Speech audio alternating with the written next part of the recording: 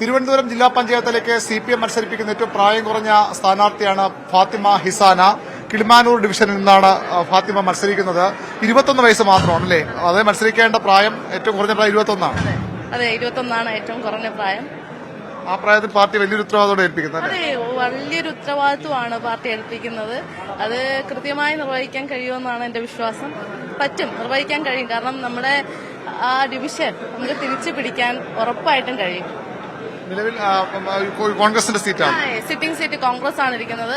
പക്ഷേ ഞാനിവിടെ അവിടുത്തെ എസ്എഫ്ഐയുടെ ഏരിയ പ്രസിഡന്റാണ്.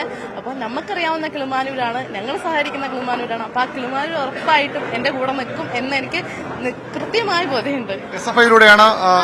SFI ആണ് എന്റെ ബേസിക് ക്വാളിഫിക്കേഷൻ. SFI ആണ് സംഘടന.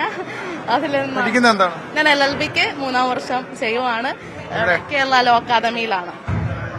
കിളിമാനൂർ ഡിവിഷൻ തിരിച്ചുപിടിക്കുക എന്ന വലിയ ഉത്തരവാദിത്തമാണ് ഫാത്തിമയെ CPM ഏൽപ്പിച്ചിരിക്കുന്നത്. കോൺഗ്രസിന്റെ സിറ്റിംഗ് ഡിവിഷനാണ്. അത് തിരിച്ചുപിടിക്കാൻ വേണ്ടിയാണ് SFI നേതാവ് കൂടിയായ ഫാത്തിമയെ CPM രംഗത്തിറക്കുന്നത്.